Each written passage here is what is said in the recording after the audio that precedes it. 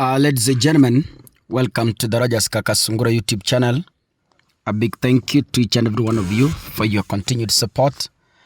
May God really bless you. Ladies and gentlemen, sometimes do not make decisions or speak some things out of anger. They might ruin your good relationship with people, or maybe it might ruin business deals with other people. Why am I saying this? Those of you read history, you understand that Ford Foundation came to Kenya so many years ago during Kenyatta's tenure, Mzee Jomo Kenyatta. And this Ford Foundation came to Kenya and it has done so many projects. It has supported so many organizations in the Republic of Kenya, and it has done a lot that you can't even have enough space to document. Ford Foundation is US based, and it has been in the Republic of Kenya for decades. Ford Foundation sponsors Mama Rachel Ruto because Mama Rachel has a foundation that does table banking for women. And the last time I checked my records, Rachel Ruto was a beneficiary from Ford Kenya, and he has received millions of shillings from the foundation in empowering women through table banking. Now, ladies and gentlemen, the foundation has sponsored other foundations and other organizations in Kenya. Now, during the Gen Z protests, William Ruto made some remarks accusing the Ford Foundation of sponsoring anarchy in the Republic of Kenya. I'm sure Ruto never did his due diligence. Ruto never went to do some investigations to come to a conclusion that indeed the Ford Foundation is the one that is sponsoring the chaos in the Republic of Kenya. William Ruto went into rallies and accusing Ford Foundation, strongly speaking against it. Na akawambia, we will call you by the name, those of you who are trying to sponsor anarchy in the Republic of Kenya. Can we listen to William Ruto? We have no use for anarchy and violence and destruction of property and loss of life. Wale ambao wana sponsor hiyo violence, sisi tunawajua. And I want to call out those who are behind the anarchy in Kenya, those who are behind the sponsoring the chaos in the Republic of Kenya. Shame on them, because they are sponsoring violence against our democratic nation. Mimi nataka niulize watu wa Ford Foundation, watuambie hiyo pesa wanatoa ifanye fujo ndio wapate faida gani? We are going to call them out and we are going to tell them, if they are not interested in democracy in Kenya, if they are going to sponsor violence, if they are going to sponsor anarchy, we are going to call them out and we are going to tell them they either style up or they leave. Tunaelewana jameni ama tuelewani? Munataka watu watununulie vijana ati wafanye fujo katika Kenya?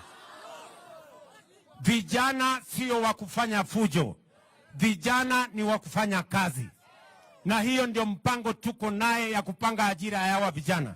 Wakati tunapanga ajira ya hawa vijana kwa affordable housing, tunapanga ajira ya hawa vijana kwa hii markets, tunapanga ajira ya hawa vijana kwa digital jobs, Tunapanga ajira ya hawa vijana kwa mambo ya export of labor. Tunapanga ajira ya hawa vijana kwa mambo ya manufacturing na mambo ya value addition na mambo ya industrialization.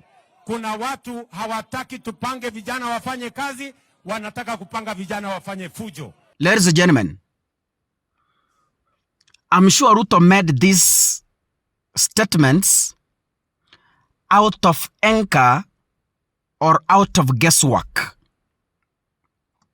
Some people in government lied to him that we have credible evidence that Organization 123 have received money from the Ford Foundation, and could be this is the money that is sponsoring the Gen Z demonstrations. When I went to the books of records online, I discovered the accused organizations have severally received money even before William Ruto became the president. Now, I asked myself a question. Is Ruto sure that the organizations they named,